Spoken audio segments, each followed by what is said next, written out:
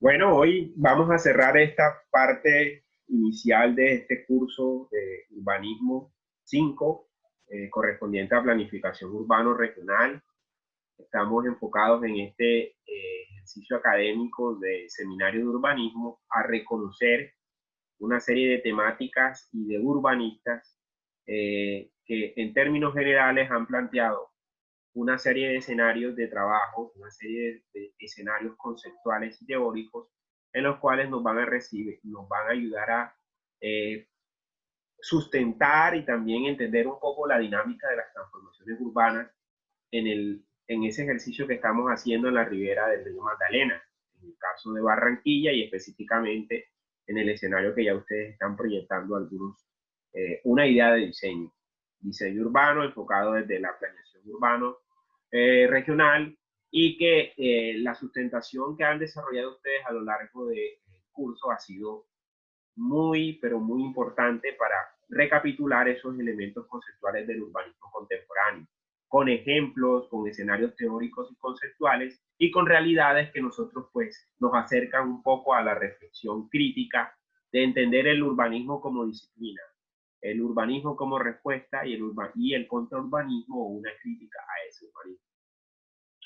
Hoy vamos a iniciar la actividad con uno de los escenarios muy interesantes de reflexión urbana contemporánea sobre la reestructuración de la forma urbana a partir de pues, uno de los trabajos clásicos en esta reflexión del urbanismo y esa idea también de hacer unas categorías a las ciudades, como el caso de la exópolis. Ustedes van a encontrar por qué exópolis y esas características muy interesantes que van a explicar los compañeros en esta primera sección. Continuaremos con si hemos cambiado de estilo o se ha cambiado de paradigma y vamos a hacer unas reflexiones sobre las ideas de planteamiento urbano en este contexto de la contemporaneidad. Y cerramos, si es posible, con unos modelos o ejemplos ya concretos sobre el uso del suelo y el desarrollo urbano a partir de los planes parciales. Recuerden que el escenario del suelo donde ustedes están trabajando hace parte de un plan parcial y allí prácticamente se puede hacer lo que se ha establecido en el instrumento normativo que se está aplicando el ejercicio. Pero hay que mirarlo de manera crítica, de manera objetiva y de manera ética, todo ese proceso de desarrollo y de transformación de ese espacio de la ribera occidental del Magdalena. Entonces, en este momento tienen la palabra los compañeros que les toca el tema de la reestructuración de la forma. Gracias, profesor. Edgar, ¿puedes compartir pantalla? Ya les doy habilitación. Denme un segundo. Ya tienen la opción de poder habilitar pantalla. Ya presento ya. Okay.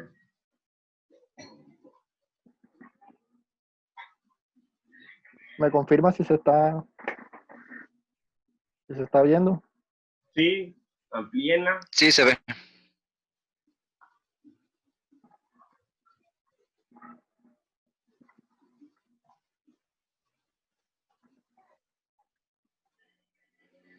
Claro, se ve, tienen que ampliar la presentación.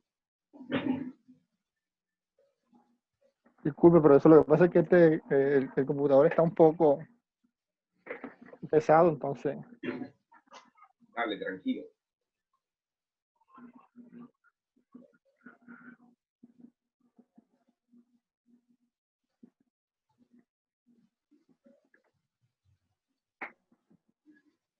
Ya se ve. Sí, ya se ve editado completo. Adelante. Bueno, buenas noches, compañero, querido profesor. A nosotros nos tocó el tema de reestructuración urbana, tomando el texto, como ya bien dijo el profesor, clásico de Postmetrópolis del señor Eduard Soja. Sigue, Edgar. Bueno, como breve introducción, el señor Eduard Soja, hijo de una familia de inmigrantes polacos, estadounidense, en realidad realizó un trabajo de campo en Kenia sobre método de planificación urbana. Se especializó en la geografía urbana y en las relaciones entre las teorías sociales, económicas y especiales. Creo que es importante conocer la historia de este personaje, ya que su trabajo se enfatiza mucho en la historia, de no solamente en la reestructuración urbana moderna o contemporánea y su trabajo especial sobre Los Ángeles, sino en general cómo se ha dado la reestructuración urbana desde los inicios de la historia. Sí, Edgar. Las ciudades primero. El desarrollo de las ciudades solo puede ser concebido en la vida urbana a través de la realización de la sociedad urbana. Esta es una frase de Henry Lefebvre, un famoso historiador, si no estoy mal, pudimos investigar. Y en este capítulo se aclara sobre la reexcavación de los orígenes del urbanismo. Como bien se pudo apreciar en la introducción que hice, este señor toma el urbanismo como punto de partida de todas las civilizaciones como tal. Su trabajo se basa en comenzar a desenterrar esos inicios urbanos que tuvimos desde Jericó hasta llegar a la Exópolis, que lo explica muy bien con un ejemplo en Los Ángeles. Sigue, Gar.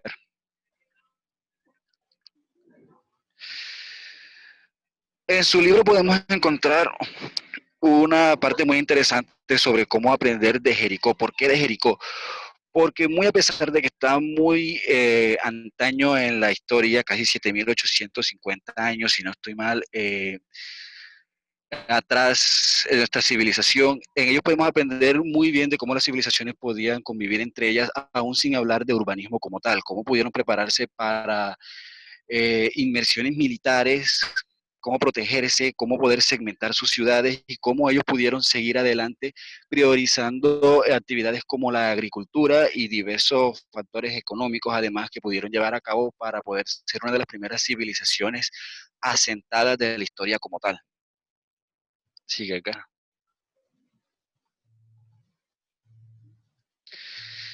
En Çatalhöyük, según la abundancia de material producido por Çatalhöyük no tiene parangón en ningún otro emplazamiento neolítico. Es más, al no ser una de las aldeas, de una aldea, sino un pueblo o una ciudad, sus productos tienen un aire definitivamente metropolitano. Esto es porque en Çatalhöyük podemos encontrar piezas desde cobre hasta metal y además de todo, esta ciudad o pueblo más bien, tiene una característica muy interesante y es que este no tenía muros, este era completamente abierto y priorizaron su producción en la agricultura, se enfocaron bastante en ser pacifistas y en convivir entre ellos, una característica muy propia de lo que debe tener una sociedad urbana que convive entre sí. Así lo plantea él en su obra y lo pone como punto de partida para poder comenzar a hablar de urbanismo y comenzar a darle evolución a su obra literaria en la que explica lo que es Exópolis, la reestructuración urbana. Sigue, Edgar. El segundo tema trata sobre la segunda revolución urbana y en él aborda temas sobre ya como tal el inicio de la civilización documental, porque comienza a darse el registro por medio de la escritura que se da en Sumeria, y en donde podemos comenzar a apreciar una organización espacial y jerárquica mucho más establecida a la política, a la economía y cómo una sociedad debía convivir para poder salir adelante y cómo comenzaba a ampliarse por fuera de fronteras sociales y espaciales. A la derecha podemos observar un mapa gráfico de cómo estaba organizada este tipo de sociedades y además podemos apreciar abajo un pequeño mapa de la ciudad de Ur y cómo planteaban este nuevo urbanismo desde un punto de vista no tanto espacial sino jerárquico, como yo bien lo pude decir, y mucho más enfocado a lo social, pero no a lo social beneficiando al pueblo, sino a lo social enfatizando el poder en unos pocos y cómo se comenzaban a dar las pirámides de poder. Sí, Edgar. En cuanto a la tercera revolución urbana que él expresa en su obra, ella aborda un tema muy interesante que trata sobre la modernidad y el capitalismo urbano, tocando un punto clave como lo es eh, el auge industrial.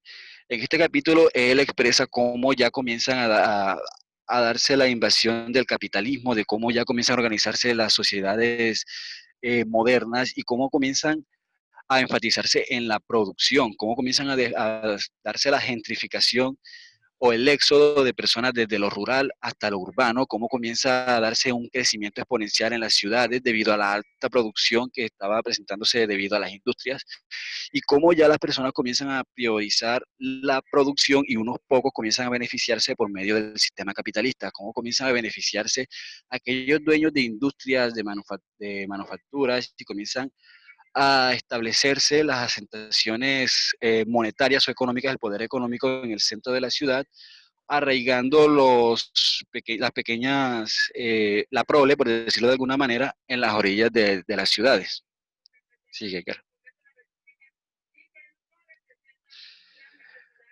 Aquí, en el cuarto capítulo, La Metrópolis en Crisis, él comienza a hablar un poco de la crisis que se vivió en 1960, si no estoy mal, y cómo ya comienza a darse un despertar social y cómo la gente comienza a apreciar cómo el poder que está quedando a manos de unos pocos y comienza a darse una incursión a métodos marxistas y angelistas, y cómo estos comienzan a expresar su inconformidad social en cuanto a cómo el poder lo concentraban unos pocos y las personas que son trabajadores, que son realmente el motor de la zona urbana, que son el motor del pueblo, comienzan a verse afectados por esta sistematización, y no es solamente algo que se dé en Estados Unidos o en Los Ángeles como tal, sino en todo el mundo. Comienza a darse un despertar social de cómo las personas comienzan a reclamar derechos, comienzan a reclamar un sistema mucho más humano en cuanto a la organización de las ciudades, en cómo estos son olvidados, donde no podemos encontrar servicios básicos, donde no podemos encontrar vías, comienzan a exigirlos y comienza a darse una reorganización dentro de la organización que ya estaba establecida como la capitalista. Comienza a darse un despertar donde todos quieren ser parte o sentirse parte de la sociedad. El siguiente capítulo también nos habla un poco de la introducción a la conurbación del Gran Los Ángeles, en el que podemos apreciar por lo menos que Los Ángeles nunca ha dejado de crecer como tal, ha sido de las pocas ciudades que desde su asentamiento ha comenzado a crecer exponencialmente y hasta el día de hoy lo sigue haciendo. Y en la crisis de 1960 perdón, a 1960, 1970, comienzan a darse de este tipo de fenómeno en el que no solamente comienza a ver el centro de Los Ángeles como punto económico y punto vital de la ciudad, sino que comienzan a verse otras centralidades, comienza a apreciarse más lo que son las centralidades urbanas y cómo ya el centro de la ciudad mismo comienza a ser no tan dependiente para las personas, para la prole, para los trabajadores, sino que ellos mismos comienzan a afrontar su deber ser con la ciudad. Sigue, Edgar. Bueno, ya a partir de aquí lo dejo con mi compañero Edgar.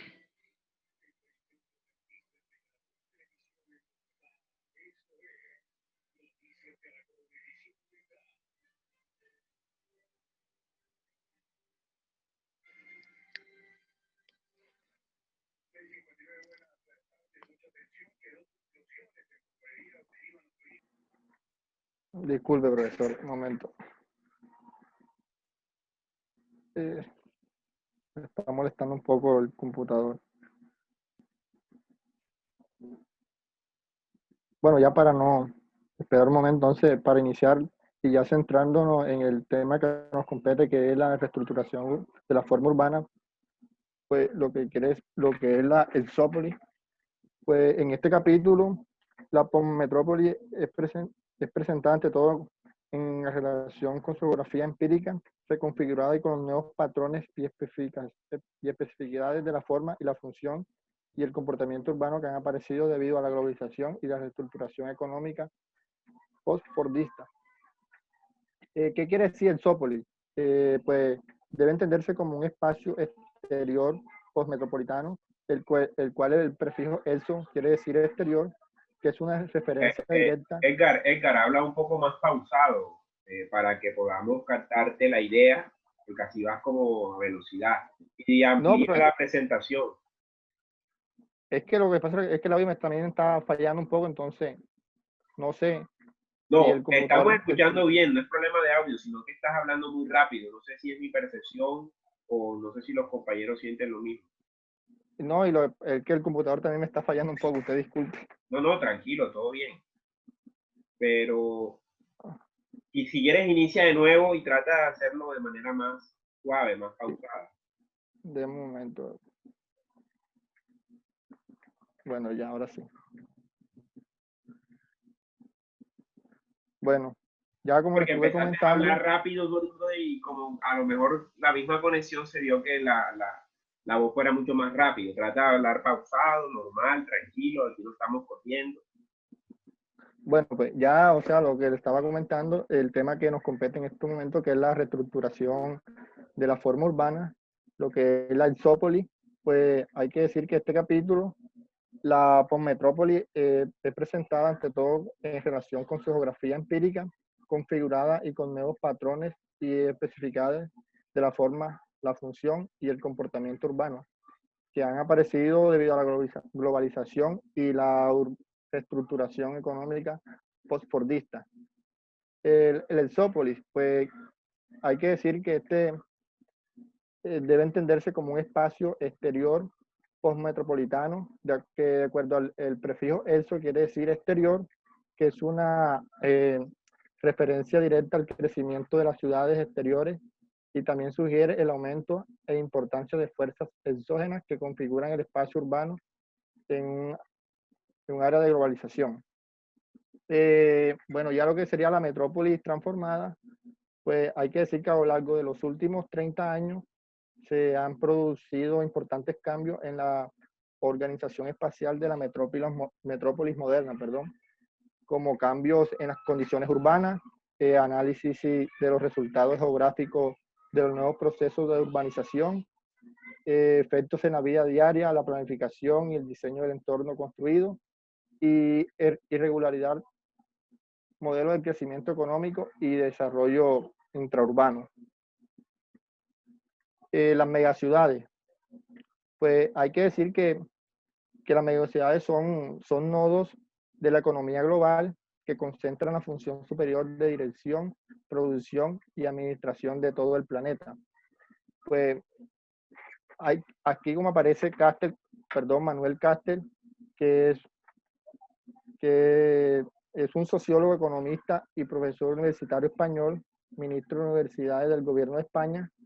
Él dice que describe estas megaciudades globales como conductoras primarias y constelaciones del urbanismo del tercer milenio, mayores en tamaño y más complejas en su estructura socioespacial que su predecesora.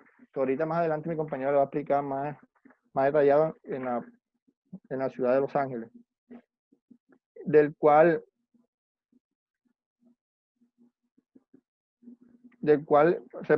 aparecen una serie de características, el cual una de las principales es de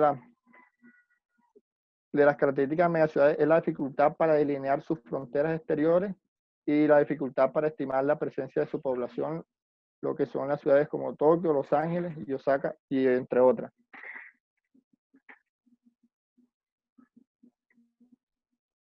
Bueno, aquí vamos a anotar un cuadro el cual está basado en los datos de Naciones Unidas de 1992 y en las Naciones Unidas de Estimación del 2000, citada por Manuel Castel, y en la segunda nos proporciona la estimación de Naciones Unidas del año 2000, como les comenté.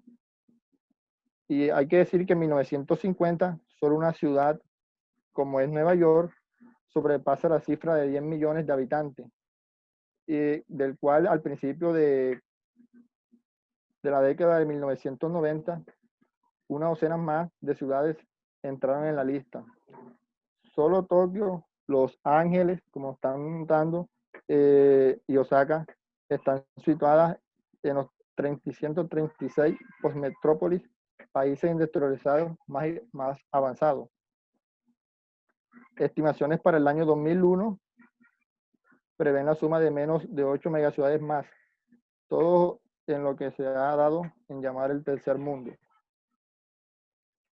que de acuerdo al censo de 1990, marcó por primera vez en la historia de Estados Unidos que la mayoría de la población nacional vivía en estas regiones metropolitanas de 1 o más millones de habitantes. Con pocas excepciones, las áreas de mayor crecimiento fueron los anillos suburbanos que rodearon los centros históricos de las ciudades. Muchas de las megaciudades estadounidenses se extienden a lo largo. Como estamos viendo aquí lo que son los Nueva York, Los Ángeles, Chicago, San Francisco, Filadelfia, Detroit, Boston, Washington y Houston.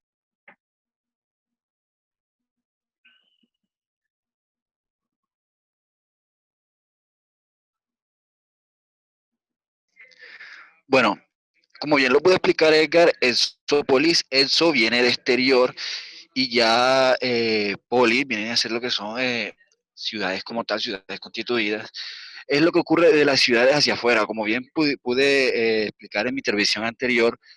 Desde los inicios de la historia se ha dado un crecimiento exponencial en las asentaciones humanas y Los Ángeles ha sido parte de esto porque desde sus inicios ha crecido desde el interior hacia afuera y no ha dejado de crecer. Es por eso que en estos exteriores se han presentado fenómenos interesantes como el de las centralidades, donde ya el centro de la ciudad no es como tal el centro mismo, sino que comienzan a darse otras zonas importantes en el que las personas comienzan a convivir de manera sustancial y se da un fenómeno muy interesante, ya que en el centro de la ciudad llega al ser un centro netamente económico y de oficina, de carácter de trabajo. Cuando llega el momento en que los trabajadores se van a casa, un centro, ya que es un centro netamente turístico, netamente de visitantes, de lugares de paso, por decirlo de alguna manera, en el momento en que ya las personas se van a casa, pasan a los suburbios, pasan a estas zonas exteriores al centro de la ciudad, pareciera un pueblo fantasma, ya que no queda como tal personas que puedan convivir en ese sector y ya la vida de Los Ángeles se desarrolla como tal en sus exteriores, en sus periferias y sobre todo entre los barrios marginales, por decirlo de alguna manera, donde la convivencia se torna pesada y ya hay puntos que la sociedad misma determina e inconscientemente crea fronteras, comienzan a darse divisiones, comienzan a darse este tipo de interacciones que tiende a ser muy propias de las exópolis al desarrollarse en zonas periféricas de la ciudad. Sigue, Carlos.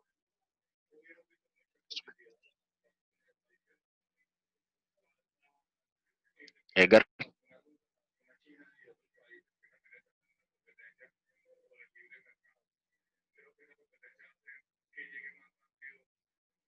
No se ve la presentación.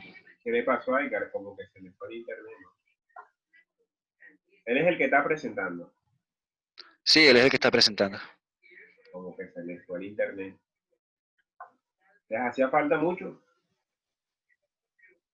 No, y hacía falta prácticamente poco, unas 2 diapositivas más. No se le, no aparece conectado. Trata de comunicarte vía Sí, se teléfono. le fue. Y que te llame y ponen altavoz para poder escuchar ya la última parte.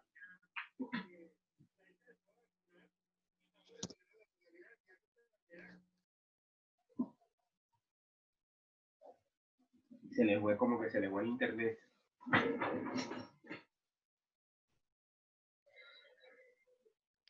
Sí, se le cayó, ya me acaba de escribir.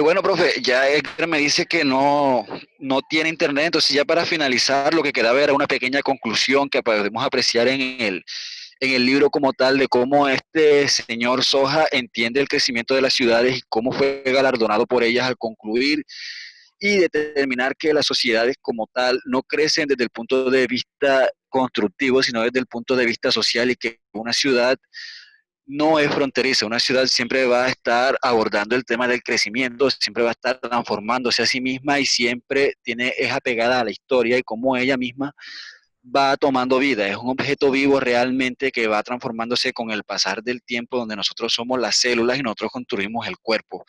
Es una conclusión bastante interesante a la que él llega, por la que fue galardonado, como ya bien dije, y podemos apreciar que también en nuestros tiempos se están dando estos fenómenos, ya que realmente nunca terminamos de crecer, nunca tenemos un único fin, sino que seguimos abordando nuevos temas, nuevos paradigmas, nuevas fronteras y pasándolas poco a poco.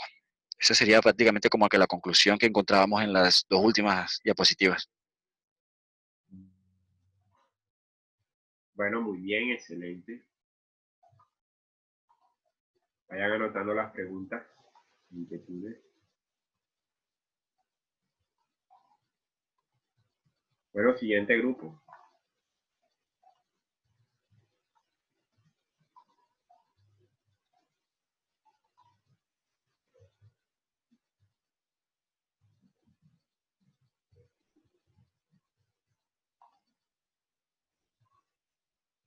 Siguiente grupo.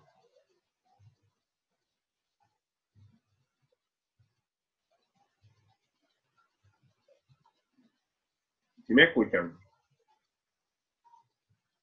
Sí, señor. Ya vamos a presentar, profe. Ah, bueno, vale.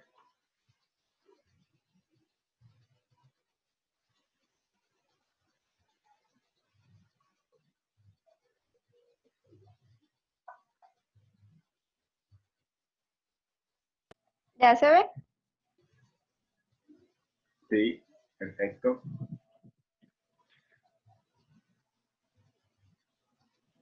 Ok. Buenas noches. El día de hoy mi compañero Brian Bayuelo y mi persona Dianis Rojas les estaremos compartiendo un poco sobre el cambio de estilo o cambio de paradigma, reflexiones sobre la crisis de planeamiento urbano por José María Esquiaga, libro de 1998. Bueno, primero comenzamos dando una pequeña descripción sobre quién es José María Esquiaga, que es un doctor arquitecto de la Escuela Técnica Superior de Arquitectura de Madrid y licenciado en Sociología y Ciencias Políticas por la Universidad de Madrid. Ha desempeñado diversas responsabilidades urbanísticas en la esfera local y regional de Madrid, como director de planeamiento de la Gerencia Municipal de Urbanismo y director general de urbanismo de la Comunidad de Madrid. También como director general de planificación urbanística y concertación de la Comunidad de Madrid. También fue asesor en Colombia para la expedición de la Ley de Desarrollo Territorial, Ley 388 de 1997. Fue asesor internacional de la investigación Tendencias recientes de la ocupación territorial de Bogotá y su región de 1998 a 1999. Y también fue asesor de los planes de ordenamiento territorial de Bogotá y Medellín del 2005. Bueno, las ideas principales. Crisis del plan y nuevo paradigma urbanístico. Pues aquí en primer lugar el autor plantea la necesidad de reconocer la gran crisis del plan urbano, que pone en crisis el concepto de interés público y reconoce que existe una crisis de la ciudad tan profunda como la del surgimiento de las comunidades industriales, al emerger un nuevo territorio y un cambio de escala, proponiendo refugiar la legitimidad teórica y social del planeamiento a partir de 4 premisas fundamentales como lo son. 1. Armonizar las técnicas urbanísticas con la complejidad y la indeterminación propia de la realidad. 2. Responder a los retos de sostenibilidad. 3. Responder a la multiplicidad de interés que entran en juego sobre el territorio. Y 4, incorporar nuevos enfoques metodológicos y las voces de los excluidos.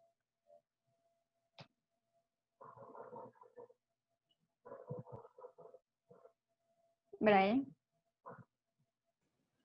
¿Sí me escucha? Sí. Bueno, la crisis de los fundamentos teóricos, la realidad urbana y territorial como sistema dinámico complejo es difícilmente reductible a un modelo mecánico simple. En relación a la premisa inicial, el autor plantea la necesidad y la urgencia de superar la concepción estática y el esquematismo, que presupone la descomposición entre usos y actividades urbanas, y reconoce que la realidad urbana, como citan ahí, asume el manejo y la aplicación de conceptos como no equilibrio, irreversibilidad, probabilidad y sistemas dinámicos. El arquitecto Fernando Terán, que es el que se encuentra en la imagen, habla de la crisis del planeamiento urbano que afecta a las sociedades occidentales de tradición urbanística desarrollada. Donde esta distinción que el arquitecto plantea es importante, ya que estas crisis coinciden en el tiempo y trascienden sus efectos a un planteamiento muy distinto y contradictorio entre sí, con argumentos bastante heterogéneos e ideológicamente incompatibles, que consiste en cuestionar la legitimidad y eficacia de un planeamiento urbano. Sigue.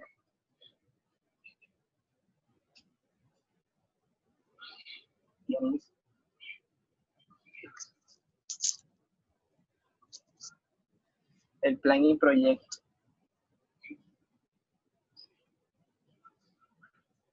Respecto a la manera que se concretaron las críticas en relación con la planificación general de la ciudad, Sciaglia menciona dos ámbitos: el discurso económico liberal, para el cual es innecesaria la regulación, y el ámbito disciplinar de la arquitectura. Desde este punto de vista, las intervenciones arquitectónicas de diversas escalas es el camino más adecuado para obtener resultados morfológicos concretos en un plazo razonable de tiempo, según lo que dicen el señor Bohigas, el primero de la foto, el señor Terán y el señor Sciaglia. Sigue.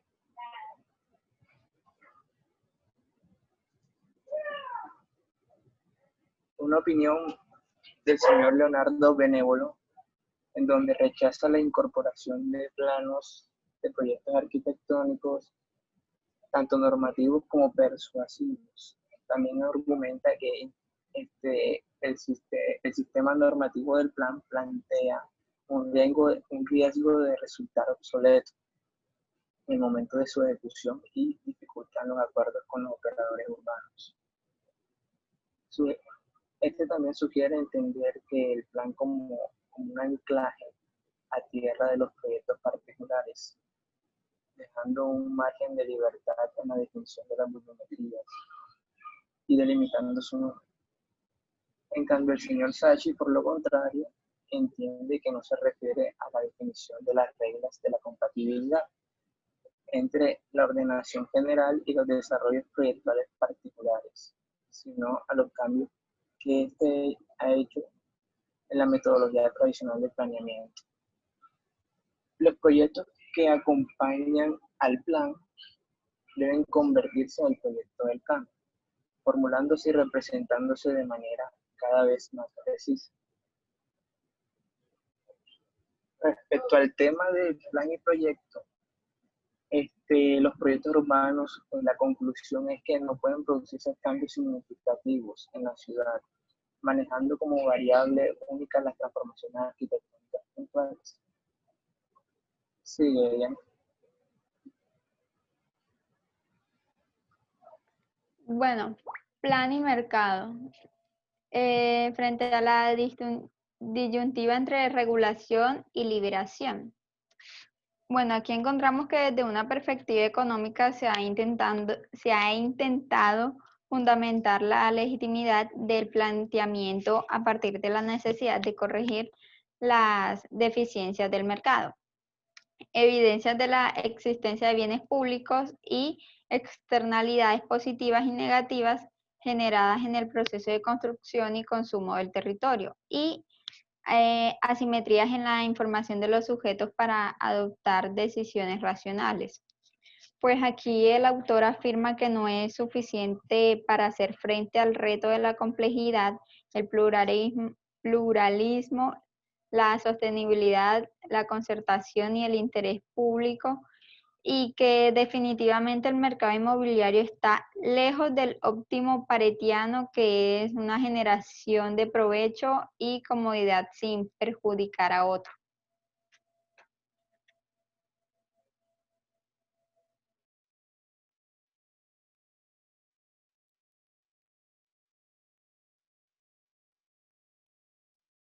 Brian. Bueno, los límites de sostenibilidad en España, según el señor Esquella, continúa dominando el icono canónico de la ciudad orgánica, según el cual la representación de la ciudad se construye sobre la idea del límite. Se hace necesario, según el autor, entender que la realidad urbana hoy es ambigua, heterogénea, múltiple y paradójica. Hoy tenemos modelos dinámicos de localización que se den en el espacio, pero que trascienden cualquier lugar dado. El modelo segregado y jerarquizado ha dado paso a una estructura policéntrica y reticulada. La nueva periferia difumina los límites conceptuales entre ciudad y campo. Cabe entonces preguntarse si el interés en la ciudad compacta es simplemente una aproximación morfológica o es un espejismo que pretende la recuperación de la ciudad tradicional. Sí, bien.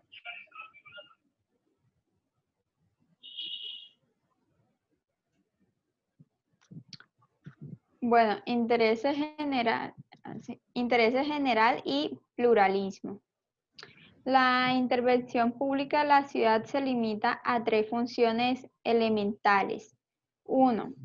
Proceder a la demarcación física de los ámbitos de lo público y de lo privado, para lo cual se usa una sencilla técnica que hace coincidir las realidades físicas y jurídicas a la alineación obligatoria. Segundo,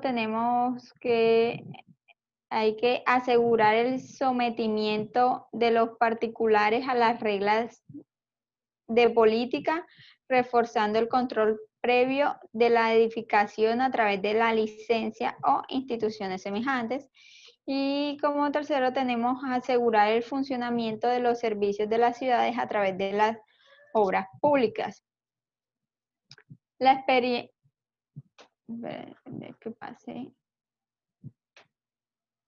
Ya. La experiencia de trazado y gestión de los ensanches de la segunda mitad del siglo XIX introdujo 3 conceptos adicionales, como está el entendimiento del trazado como ordenación del suelo, la idea de la nueva ciudad concebida en términos de forma urbana global sustentada sobre un plano unitario, y por último la definición de las obligaciones económicas de los propietarios de suelo en el proceso de urbanización.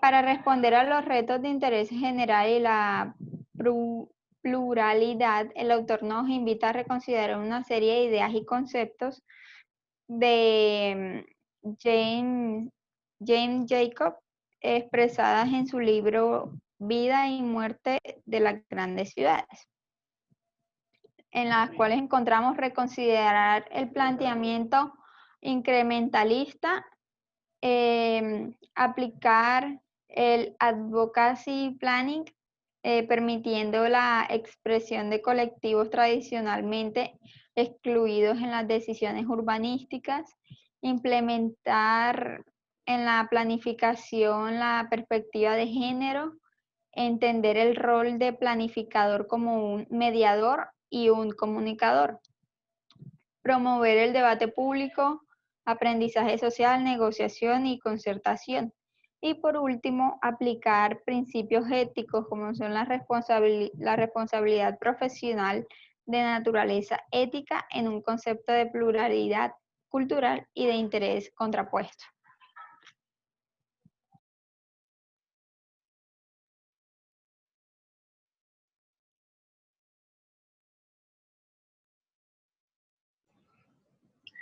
En la reivindicación de la complejidad, la autora afirma que el desafío más importante que debe afrontar el planeamiento consiste en articular un entendimiento común de los problemas urbanos en un contexto de diversidad social y cultural. Bueno, aquí nos invita a reivindicar la complejidad, las nuevas realidades territoriales y exige un enfoque nuevo, estratégico, estructural y pluralista. Sí.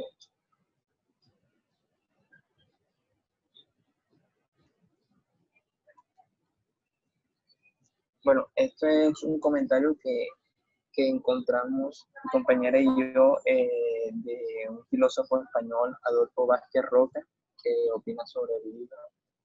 Y dice que explica que el siguiente fragmento extractado es, de manera general se puede concluir que el cambio de paradigma propuesto por Sciagga, fundamentado en conceptos como complejidad, indeterminación, multiplicidad, pluralidad, no equilibrio, sistemas dinámicos, están claramente emparentados con una nueva condición del mundo, la condición postmoderna.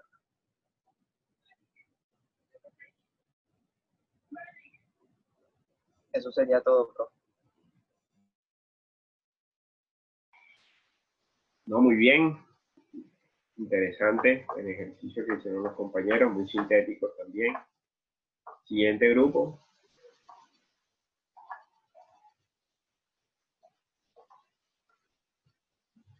Apareció la compañera. No, profesor. La estaba llamando, pero no. Tú puedes exponer, digamos, la parte que te toca, hablar, comentarla, como para que no quedes con eso en blanco. ¿Mi parte? Sí, claro. Bueno. Pues comenta detalles, trata de entonces compartir tu video para que puedan los compañeros ponerte más atención y puedas comentar lo que te tocaba hablar aquí.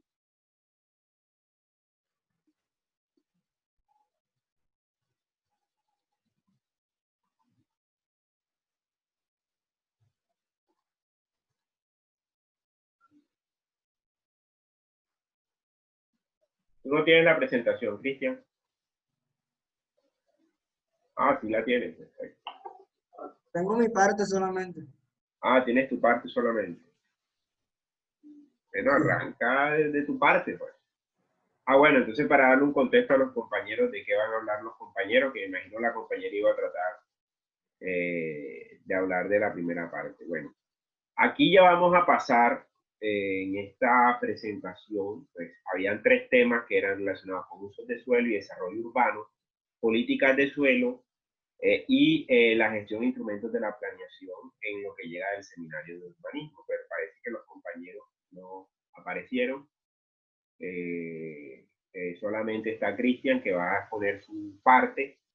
Esperemos que la compañera se conecte, si se llega a conectar, o que se comunique. Y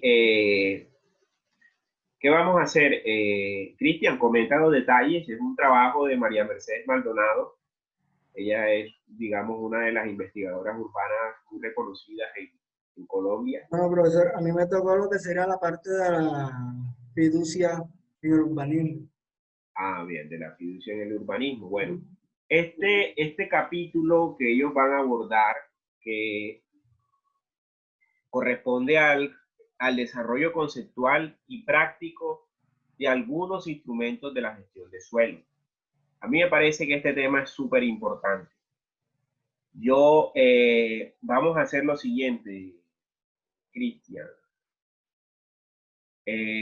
Como para que tengamos una claridad más completa del ejercicio, porque yo creo que aquí ustedes pueden encontrar varias pistas para el taller integral de diseño.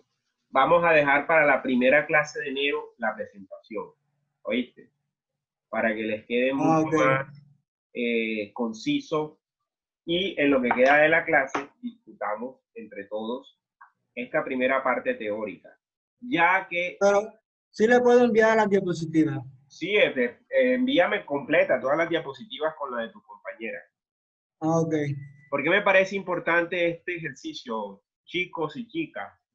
Aquí ustedes tienen en este trabajo que van a presentar los compañeros algunas claves para poder entender qué se puede hacer en ese suelo que están ustedes para urbanizar. Ahí literalmente se puede hacer de todo en términos normativos, porque eso es un instrumento, hace parte dentro de una disposición urbanística de plan parcial. Pero hay alguna serie de condiciones en las cuales los espacios geográficos con estas características que ya hemos estado presentando, pues a esto hay que meterle un poco de conceptos y algún poco también de elementos que nos permitan hacer una radiografía de qué es lo que se va a intervenir en un espacio como esa ribera esa ribera occidental del Magdalena. Entonces, dentro de esta escena que podemos nosotros, como a modo de conclusión del seminario, hemos encontrado alguna serie de temáticas que nos apuntan a valorar un poco el papel que juega la teoría, el papel que juegan las transformaciones urbanas, los métodos que utilicen algunos urbanistas para explicar los procesos de desarrollo urbano, la relación que tenemos que tener con la geografía, por ejemplo, con la sociología, con la antropología y también con la comprensión de los fenómenos económicos, que son importantes en el desarrollo de la ciudad. Entonces, son elementos que nos permiten a nosotros tener posibilidades de no solamente intervenir por intervenir, sino intervenir con unos criterios conceptuales. Entonces, a mí me gustaría que, pues, escuchar de ustedes comentarios, escuchar como un balance general del ejercicio que ustedes han puesto en escena en este seminario, donde le han apostado, digamos, a hacer una comprensión y una descripción muy detallada de esos elementos generales del urbanismo contemporáneo. Quiero escuchar de ustedes comentarios, quiero escuchar preguntas, sugerencias a propósito de estas últimas presentaciones que ya van conectando con la realidad cercana que vamos a trabajar nosotros. Pueden levantar la mano, intervenir por el chat. Ahí tienen varias opciones para poder participar en el ejercicio.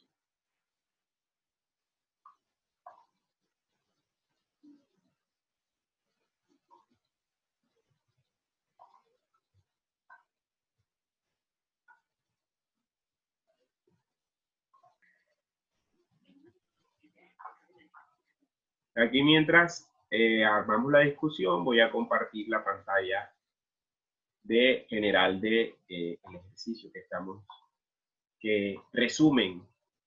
hace un resumen general de todo este proceso. ¿Logran ver la pantalla compartida? Sí, señor. Bueno, escucho comentarios.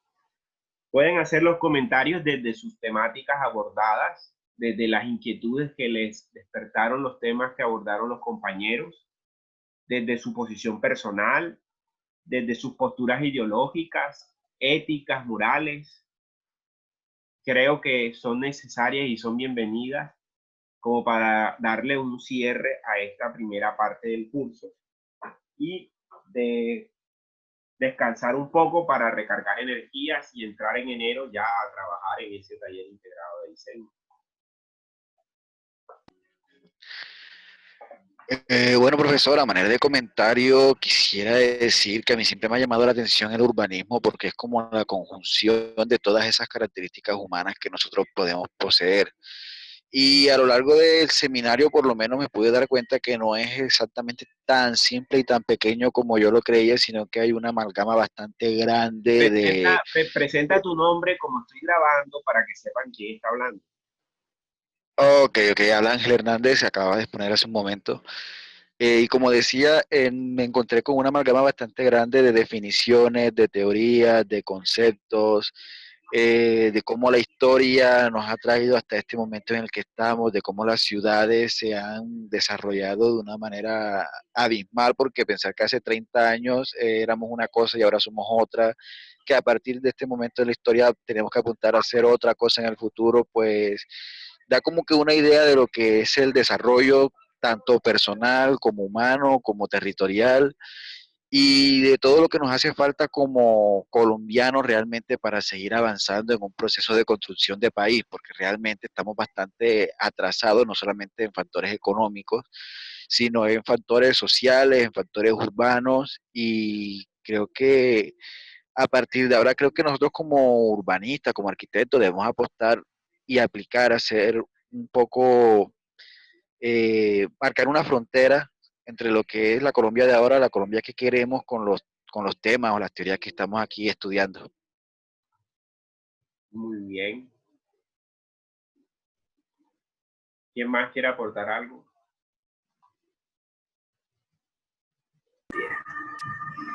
Es cocaína.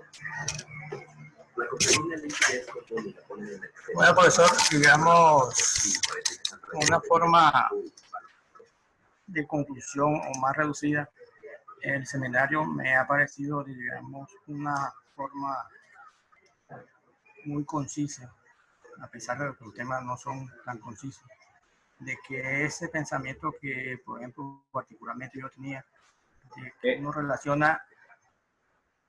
Alza un poco la voz, Fernando. Pégate muy bien el micrófono para que podamos... Ok, profesor. No, que ese concepto que yo tenía del urbanismo como algo físico, que era la idea que realmente uno manejaba, o pienso, no sé si era el único, que el urbanismo se manejaba, digamos, desde una forma muy física, pero que a través de toda esta temática que se ha planteado en este taller,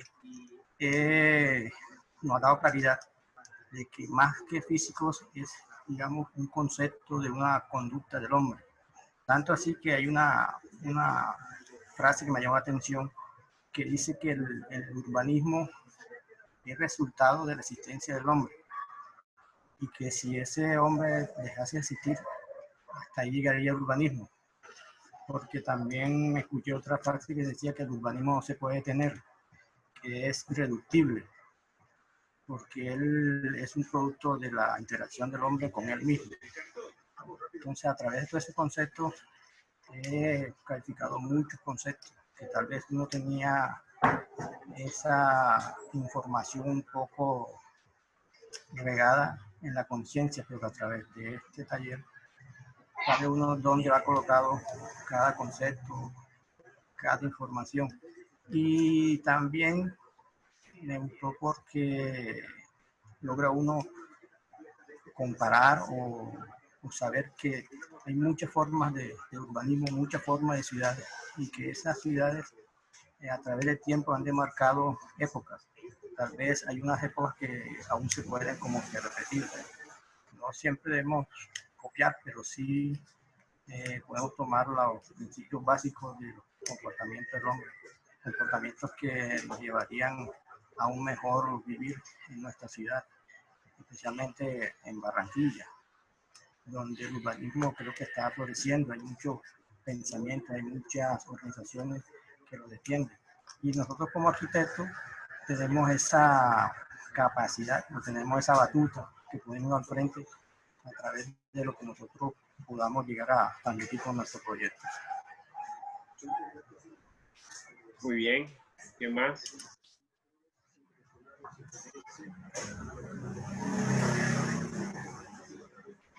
¿Quién más quiere aportar algo?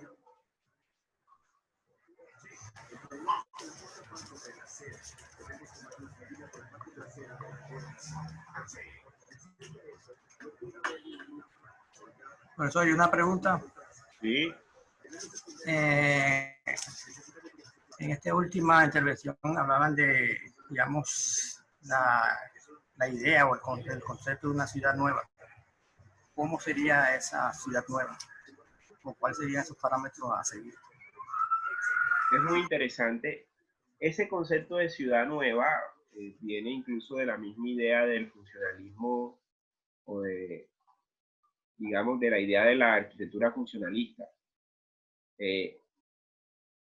Pero más que todo es una reflexión desde una perspectiva ética, de pensar la ciudad desde una dimensión humana, desde una dimensión en donde también podamos proyectar los valores y se puedan proyectar el mejoramiento de las condiciones de la calidad de vida. Nosotros sabemos que gran parte de la producción de las ciudades obedece a razones financieras y económicas. El afán, digamos, de conseguir recursos, dinero, lucros, son esenciales dentro del desarrollo de las ciudades. Y eso van a estar incorporados dentro de las ciudades mismas o dentro del mismo desarrollo urbano en sí. La respuesta a la misma ciudad son el desarrollo del crecimiento económico, la productividad y sobre todo digamos, en este contexto en que nos encontramos de globalización, donde la influencia del neoliberalismo y ahora con la pandemia, pues nos encontramos en unas incertidumbres donde cada vez esa idea de lo nuevo, de la ciudad nueva, siempre pues está a la orden del día. Tanto así que, por ejemplo, nosotros hay un sector en Barranquilla que le denominamos la Nueva Barranquilla. O sea, desde hace unos términos siempre hemos denominado la parte, digamos, noroccidental de la ciudad como la Nueva Barranquilla. Estamos hablando de sectores como Villa Santos, el sector de donde está el centro comercial de Buenavista, incluso Villa Campestre. Todo ese corredor universitario, pues podemos denominarlo como la Nueva Barranquilla. ¿Por qué? Porque hay una tendencia de transformación urbana, una nueva idea de la ciudad, diferente a el desarrollo, digamos, tradicional que se ha convertido el desarrollo mismo en sí de la zona urbana o de los alrededores urbanos de Barranquilla. Y esa tendencia se puede ver reflejada no solamente en ciudades como Barranquilla, sino en muchas ciudades, donde hay una nueva cara, excepto algunos procesos urbanos en Europa donde se han estabilizado. Es decir, prácticamente las ciudades europeas no crecen, como crecen las ciudades latinoamericanas. Se han concentrado en la transformación de sus realidades, como diríamos, como espirituales.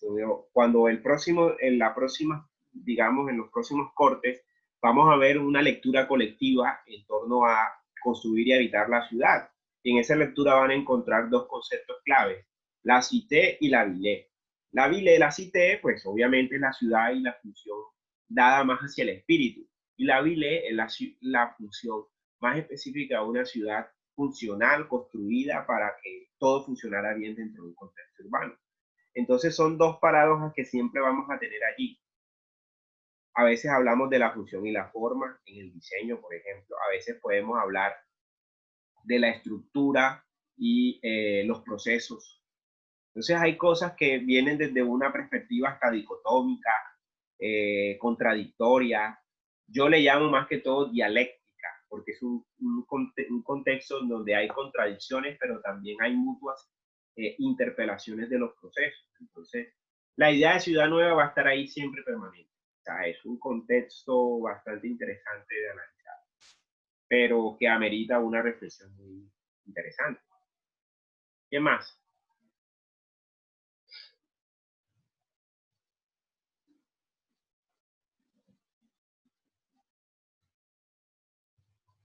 Profe, yo tengo una pequeña inquietud. Alza más la voz. Lo que pasa, yo soy el que acabo de exponer ahorita. Ajá. Y hay una parte que me dejó un poco dudoso, en donde decía que el señor Bernardo Secchi, a los planteamientos... Mira, trata de vocalizar, pegarte más al micrófono, alzar más la voz porque no lo estamos escuchando bien. ¿Ustedes los escuchan bien, compañeros? ¿Y ahora? Ahora sí. Ah, bueno. Entonces, lo que estaba diciendo era que el señor Bernardo Secchi, en su alusión a lo que son las crisis de la planificación, él cree que los proyectos que acompañan a un plan no deben de acompañarlo, sino que deben hacer parte del plan. Eso hace alusión más bien a un poco aquí que el plan se beneficia de otros puntos, no es ajeno, no es propio. Y creo que eso es un punto importante en lo que dice el arquitecto aquí. O sea, repite nuevamente la idea como para poderte comprender bien. Nuevamente O sea, repite. O sea, porque...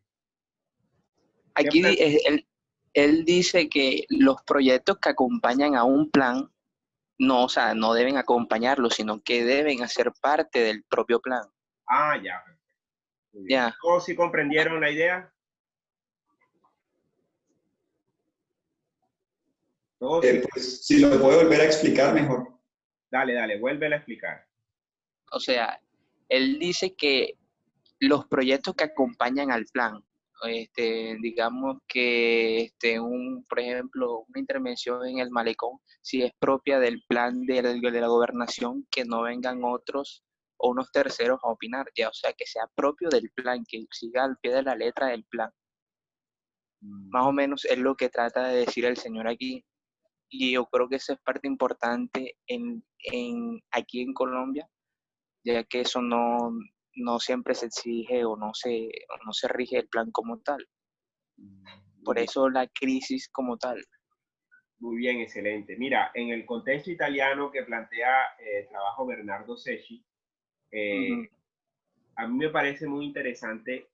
Hay unas diferencias muy marcadas y significativas en cuanto al contexto europeo y al contexto acá en Latinoamérica. Cuando ellos se refieren a plan, el plan, por ejemplo, en el urbanismo italiano son proyectos a 40, 50 años.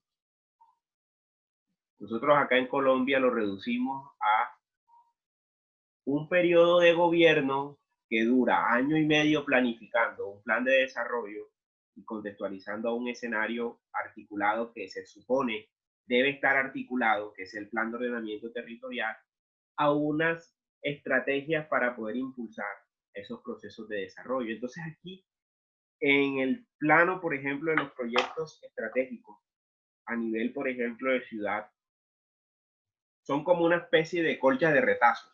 Si se fijan, han sido como una especie de retazos que han ido construyendo y que en realidad obedecen a una respuesta a una lógica, que es una lógica de mercado, una lógica financiera, más que a una estrategia política o ética o digamos, de generar un verdadero proceso de crecimiento y un proyecto verdadero de ciudad, es decir, de integración de la ciudad al río, por ejemplo. Acá a mí me sigue, digamos, generando la suspicacia que el gran proyecto de la ribera occidental de Magdalena, es un proyecto netamente financiero. Pues, o sea, todavía me cuesta entender cuál es la lógica para integrar la visión de la ciudad hacia el río, de la visión a la ciudad, digamos, sostenible, donde si ustedes empiezan a evaluar la cantidad de metros cúbicos de cemento por la cantidad de espacios verdes, pues van a sacar ustedes sus propias conclusiones. Ya. La zona, digamos, de permeabilidad con el río Magdalena no se logra ver. Entonces, aquí no, o sea, para entender esas lógicas hay que entender los contextos. Acá quizás el plan que puede tener una mejor eficacia puede ser los POTS, el plan de ordenamiento territorial. Pero los planes de ordenamiento territorial tienen una serie de tecnicismos, le podamos llamar así, que solamente entienden las oficinas de urbanismo o las secretarías de planeación, los expertos en desarrollo urbano. Pero yo me hago una pregunta. Las comunidades, por ejemplo, de la Bendición de Dios, de Barlovento, de Montecristo, de todos los barrios que están en el contexto en que ustedes están trabajando, e inclusive habría que preguntarle a los, digamos, al sector industrial, que de pronto sí están enterados, cuál es ese plan. que van a seguir en los próximos, digamos, el Barranquilla está proyectada al 2032. Esa es la apuesta del plan de ordenamiento territorial. ¿Cuál es la escala de desarrollo de Barranquilla en 2032? Y vemos que cómo se articula a una propuesta de gobierno que no sabemos quién va a ser. Obviamente sabemos que hay una corriente política que es la que está gobernando, pero no sabemos qué va a pasar en los siguientes años hasta 2032 para consolidar un modelo de ciudad. Todavía es escueto en el plan de ordenamiento territorial la idea de ciudad que se quiere. No sabemos qué va a pasar porque estamos dejándole al azar de la política, al azar de unas elecciones populares, de la, entre comillas, yo le llamo democracia, y ahí, no sé, tenemos unas dificultades que no se presentan en los contextos europeos o en Estados Unidos. Allá hay unas leyes específicas en donde se organiza una planificación, por ejemplo, a 30, 40 años. Por ejemplo, los compañeros que hicieron la exposición sobre la reestructuración urbana. Los Ángeles está creciendo desde finales del siglo XIX, cuando hacía parte de México. La ciudad toda esa zona del sur de los Estados Unidos era parte de México. Y durante la guerra civil fue que Estados Unidos se la quitó a México. Y Los Ángeles desde ese entonces sigue creciendo de manera descomunal. Y ahora se concibe como una galaxia metropolitana, ya integrada a San Diego, ya imposible en algún futuro integrada con San Francisco. Es un valle megalopolitano, le llama Edward Soja, donde pues ahí hay de todo. O sea, Los Ángeles es casi un paraíso del desarrollo urbanístico. Entonces es muy interesante. Y el Matt Davis, que uno de los compañeros de un grupo expuso la clase pasada sobre Matt Davis, tiene su otro libro famoso que se llama La ciudad de cuarzo, y es un análisis muy significativo del desarrollo de Los Ángeles, una ciudad que nunca para de crecer. Entonces hay unos contextos muy específicos de analizar esta idea del plan. El plan es un determinante dentro del desarrollo del urbanismo. Por eso el urbanismo surge en un contexto como en Europa, en España, principalmente en una ciudad como Barcelona, que era un puerto relativamente mediano y que a finales del siglo XIX, a partir de una propuesta urbanística ideada por Ildefonso Cerdá, pues logra materializar una idea de urbanismo racional, moderno, integrado, y logra establecerse un modelo muy interesante de desarrollo urbanístico en esta ciudad, en Barcelona. Y Barcelona desde ahí se ha convertido en un gran paradigma del desarrollo urbanístico. Lo vamos a ver digamos, el próximo año, cuando ya entremos en la segunda etapa del ejercicio que vamos a hacer del taller integrado de diseño y el apoyo que vamos a tener con una herramienta que es una lectura colectiva. No sé si logré entender o logré más o menos sacar las diferencias de los planteamientos que ha planteado el compañero. O sea que, según lo que entendí, un plan de estos, si mantiene el tiempo por el cual se fue estipulado, daría mayor garantía a estos planes, por ejemplo, que tienen aquí en Barranquilla, que dependiendo del periodo político, está estipulado este plan, pero cuando viene determinada persona con determinada ideología política, enseguida pone su pedacito de idea, por decirlo así, y cambia ese plan. Entonces la idea o la pregunta sería que si esos planes a largo plazo son mejores que los planes a corto plazo. El problema acá en el contexto de América Latina es que son proyectos, Ya, el malecón es un macroproyecto. Es un macroproyecto que está, digamos, sostenido dentro de los cambios de uso de suelo que propone el POT de 2014 a 2022, que está en fase de demanda, y eso no ha evolucionado porque ya sabemos cómo en las mañas aquí. Pero recuerden que ese POT fue aprobado un viernes de carnaval en el 2014, no se me olvida.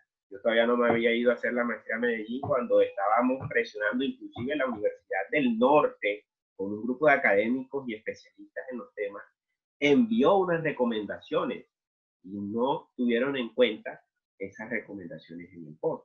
Entonces, ¿qué participativo fue la puesta en marcha de ese plan de ordenamiento territorial? Donde hay cosas que se plantean en el POT que aún no están materializadas y que aparecen de la noche a la mañana ahora, y que recuperar la Ciénaga de Mallorquín, hacer un tren turístico, lo del malecón, y en fin, ahorita pueden aparecer los videos que ya les mostré sobre lo que va el Barlovento, sobre lo demás y así, diferentes cosas que aparecen así porque quieren aparecer y no están dentro de un plan que en el caso, por ejemplo, en el contexto de las ciudades norteamericanas, en el contexto de las ciudades europeas, no obedecen a esa respuesta de un solo macroproyecto, sino que son unas propuestas determinantes dentro de la estructura del desarrollo urbano.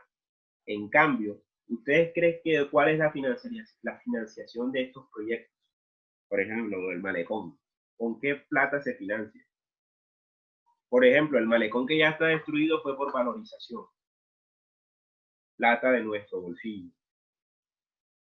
Todo lo que vienen desarrollando en proyectos urbanos, una parte son transferencias del Estado, algunas transferencias fiscales por parte del distrito por su condición digamos, de ingresos fiscales que tiene como distrito, y por préstamos, es decir, endeudamientos futuros. Y eso es muy peligroso. Y eso en el contexto de este escenario de la financiarización es que estamos en una fase ascendente de la burbuja, de una burbuja inmobiliaria, que cuando reviente, pues yo no sé qué puede pasar aquí. Incluso puede ser más lesivo de lo que sucedió en el año 2008, cuando se dio una crisis de la economía global a partir de esos, digamos, de lo que se llaman seguros subprime. Acá le podemos dar deudas públicas. Entonces esas deudas públicas pueden ser porque no va a haber cómo pagarlas y los bancos les van a pedir al gobierno y a los gobiernos que les paguen. Eso no es gratis. O sea, y hay una estrategia que hay que ir más a fondo. El hecho de que en Barranquilla se dé una cumbre del BID y que por encima esté la cumbre del BID, que es un carnaval y que el COVID, pues ahí hay que mirar digamos, hacer una lectura no solamente con optimismo, sino una lectura también con cierto grado de sospecha, porque nada es gratis. O sea, eso es un ejercicio que tenemos que hacer y reflexionar desde el punto de vista también reflexivo, para poder construir en medio de esa reflexión. O sea, ¿cuál es el modelo de ciudad que nos van a dejar o el modelo de ciudad que vamos a tener en un futuro? Una ciudad así, bonita, con cara al río, pero súper endeudada. Es la pregunta que dejo ahí como para animar el debate. Pues, también dándole respuesta a la inquietud. A diferencia, por ejemplo, de nosotros acá en América Latina, que los grandes proyectos de infraestructura urbana tienen posibilidades de generar procesos de desarrollo inmobiliario. En Europa, los proyectos de transformación urbana vienen ya planeados desde un contexto para poder buscar una solución, por ejemplo, a inundaciones, soluciones a... Hay un ejemplo reciente, Venecia. Venecia se volvió a inundar. Se habían construido unos diques para evitar la inundación y se inundó hace la semana pasada Venecia, nuevamente. No sé si han escuchado las noticias. O sea, y ya hay cabezas rodando. O sea, ¿por qué hicieron? O sea, ¿por qué pensaron en un diseño de subir las esclusas y no generar o sea, y no no tener en cuenta, por ejemplo, las previsiones climáticas, que con el cambio climático las precipitaciones podían aumentar en cualquier momento y pues no había altura de dique que aguantara la cantidad de agua que iba a caer y ¡pum!, se volvió a inundar Venecia. ¿Qué pasa? Que hay una previsión y ahí van a saltar responsables porque ¿qué pasa en Europa? En ciudades italianas, en Alemania, las ciudades están siendo planificadas en el contexto de su espacio geográfico y también teniendo en cuenta las previsiones del ambiente. Si no más, revisen los Países Bajos, que son literalmente países debajo del nivel del mar y tienen soluciones estratégicas para mitigar su problema geográfico, de estar en condiciones de desventaja frente al mar, y siempre están renovando y reflexionando y haciendo los diseños más avanzados en cuanto a tecnologías de prevención de inundaciones, de control, digamos, de marismas, de mareas, y están pues Rotterdam, Ámsterdam, pues, las ciudades holandesas están allí, por ejemplo. Entonces, esas son las reflexiones que, si lo trasladamos acá al contexto colombiano, al contexto latinoamericano, pues tenemos algunas complejidades. Nuestro proceso histórico de desarrollo urbano es complejo, pero también tenemos que aprender un poco de esas dinámicas, a no estar planeando sobre la improvisación, sino tener, por ejemplo, a mí me gustaría que en los proyectos que ustedes están planeando tuvieran en cuenta eso, no solamente hacer un proyecto para digamos, el diseño de la clase y la nota, sino un trabajo para la posteridad, por ejemplo, que en 1000 años se reconozca que ustedes hicieron un proyecto ahí. Estamos hablando en términos, digamos, del proyecto que están desarrollando, pero no sé qué tan alternativos sean los procesos que se vienen desarrollando en este tipo de proyectos en el caso de ciudades como Barranquilla. ¿Qué más? ¿Qué otros comentarios pueden adicionar ustedes?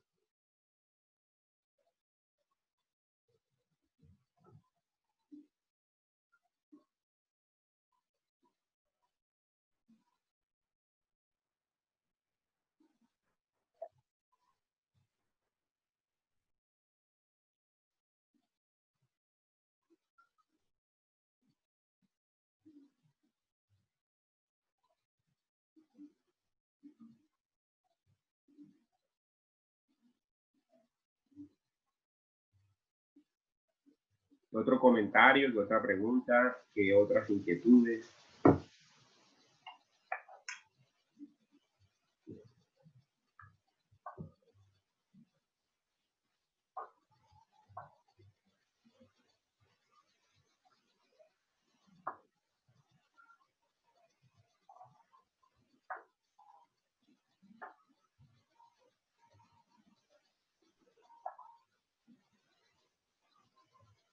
Fabricio, estás hablando. Si estás hablando, Fabricio, no te escuchamos. Repite nuevamente. Perdón. Dale, tranquilo. Ahí. Que yo Repite tenía, todo de nuevo. bien, no era mucho lo que ha dicho, que yo solamente tenía dos cosas por decir. La primera era acerca de la primera exposición sobre la Exopolis, y era, bueno, como nos explicaron los compañeros, sobre el desarrollo exterior, hacia el exterior de las ciudades. Yo lo pensé mucho, o sea, pues como mismo lo dice, al aire libre. Ya, y estuve pensando a los inicios de la humanidad, desde que vivíamos en cavernas y lo demás, y cómo salimos y empezamos a explorar el mundo y empezamos a hacer asentamiento de poblaciones alrededor de los continentes. Y todas estas desarrollos y construcciones que hacíamos siempre eran en un exterior. Ya, y todo siempre se hacía al aire libre y se expandía y todo era fuera ya de las cavernas, incluso superaban los ciertos límites, digamos, en la ciudad de Cartagena, eh, que hay un límite que eran las murallas y luego superamos ese límite y ya la ciudad empezó a crecer fuera de ella. Y yo me puse a pensar, ¿qué tal si no hubiésemos desarrollado las ciudades fuera de las cavernas como lo hicieron ciertas comunidades en la India, en las que sus construcciones eran hacia el interior de las tierras, eran tallados, ya, para dejar la parte exterior de ello para las producciones, para la agricultura, para los animales y todo eso, lo demás. ¿Cómo se viera eso hoy? ¿Qué se utilizaría a cambio? ¿Qué términos se utilizaría a cambio para decir que nos estamos expandiendo dentro de la Tierra? Ya, que fuera muy raro, muy poco común como ese crecimiento, esas construcciones hacia arriba, hacia querer alcanzar el cielo, porque digamos eh, que también nos quedó eso de que queremos alcanzar el cielo, alcanzar los dioses, por eso construimos más alto. Pero ¿qué tal si tuviéramos los dioses acuáticos, los dioses de tierra y lo demás? ¿Cómo hubiese sido esos desarrollos en esas expansiones de las ciudades? ¿Y cómo quedaría, cómo estuviera hoy mismo el exterior donde nos encontramos ahora mismo? ¿Qué serían de estos lugares? ¿Cómo serían? ¿Para qué servirían? ¿En qué los utilizarían? Ya. Son preguntas que solamente quedarían en pensar como nosotros mismos, cómo sería realmente. No, muy interesante esa reflexión que haces, Fabricio, porque precisamente, si te fijas, los grandes escenarios en los cuales, si tú te pones a mirar, por ejemplo, la Torre de Babel, ¿cuál es la reflexión por ejemplo, de la Torre de Babel? O sea, llegar a alcanzar el cielo. ¿Y qué hizo Dios? Transformó y a todos que hablaran lenguas distintas. Entonces, mira esas metáforas que uno puede encontrar en la idealización, por ejemplo, de la misma arquitectura gótica. Por ejemplo, ¿cuál era la esencia o es la esencia de la arquitectura gótica? Pues obviamente los detalles y las alturas y esos capiteles de las grandes iglesias que trataban de buscar una forma, un diseño y encontrar una espiritualidad y monumentalidad en el proceso, digamos, de religioso. En el caso miren las pirámides de Egipto, las pirámides de las comunidades prehispánicas en América eran impresionantes, eran unos testimonios, digamos, lo que hay en lo que fue Tenochtitlán, lo que fueron las grandes ciudades mayas, todo el imperio inca, eran una cosa que era una cosa de monumentalidad, pero también entender ese contexto de lo exterior implica mirar el ecosistema. En cambio, quizás como que el juego de las metáforas y de las palabras que usa Edward Soya en su trabajo también geográfico y analítico, es también esa expresión de la exópolis, también como un lugar en donde la ciudad va expandiéndose como una mancha de aceite. Esa es la metáfora que él utiliza. No sé si eso no lo dijeron los compañeros, pero en alguna parte lo dice. O sea, la ciudad se expande como una mancha de aceite. Cuando tiras una mancha de aceite ya se va expandiendo y de manera incontrolable. Y esa es una metáfora muy significativa, que esa mancha de aceite puede arrasar lo que sea. Y eso es lo que las ciudades en el escenario de la globalización, de estos tiempos contemporáneos, nos ha llevado a plantear estas ideas. ¿Qué otros comentarios pueden ustedes Bueno, con eso mismo de la expansión y de lo que mencionaron ahorita de que ya las ciudades, una misma ciudad se puede ver distinta, que la ciudad de Barranquilla, que una parte será Barranquilla, el otro que sería Nueva Barranquilla, como se conocía. Acá en Cartagena también sucede algo igual, sobre todo en la parte más norte, en la que están haciendo urbanizaciones, edificios de oficina, centros comerciales muy grandes, muy espectaculares, muy distinto a lo que es la Cartagena, que eso conoce, uno lo dice como la otra Cartagena. También está lo que es la Cartagena amurallada, la Cartagena popular, la Cartagena turística y las islas, que hay personas que creen que no hacen parte de la expansión territorial de la misma Cartagena y creen que son lugares distintos, ajenos a lo que es la misma ciudad. Ya. Lo otro que quería comentar era que si existía esas posibilidades en que las oficinas de urbanismo, las oficinas de planeación, tuviesen una participación mucho mayor en esto de los planes de desarrollo, en los planes urbanos, en los que si existe un plan, se le pueda acomodar a la comunidad, presentar a todo el distrito o los municipios aledaños a ellos, la posibilidad como de elegir, de votar, de hacer una votación, algo bastante democrático, para que se pueda llevar a cabo los planes muy, muy bien planeados, valga la redundancia, estos planes urbanos y lo demás, para que aunque se puedan cambiar las administraciones, pueda seguir, o sea, que haya una entidad, que se pueda crear una entidad en la que exija incluso a administraciones nuevas a no cambiar los planes como están y seguir con los planes originales, según los beneficios, las necesidades y las exigencias de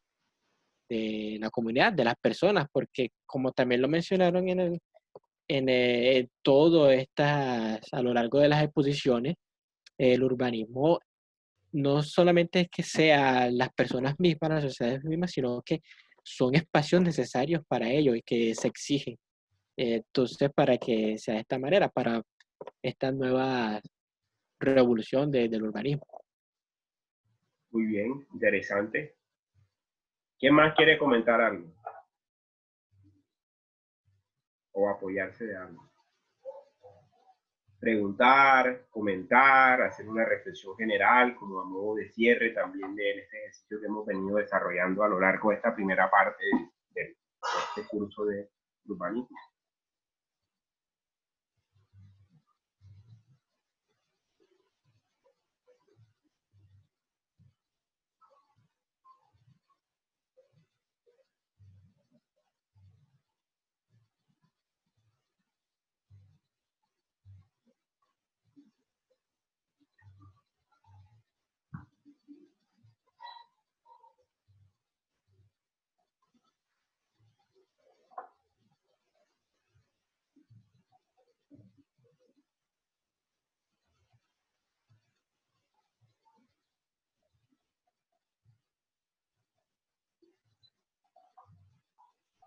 No hay más preguntas, no hay más inquietudes, no hay más aportes.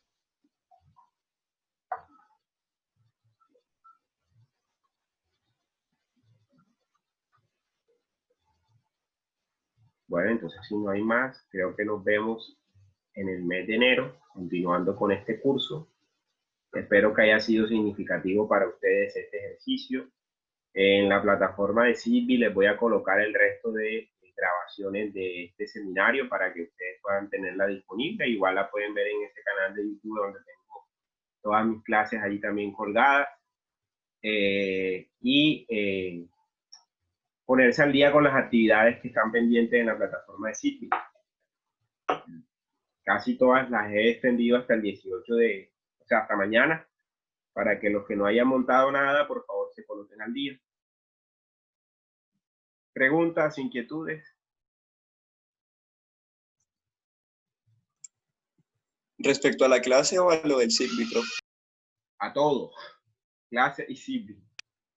Bueno, con lo del Silvi yo quería preguntar, o sea, usted publicó los foros, pero digamos, hubo uno donde yo no publiqué un tema directamente, sino yo simplemente respondí a uno de los comentarios de mi compañero. ¿Eso es válido para la participación? También es válido.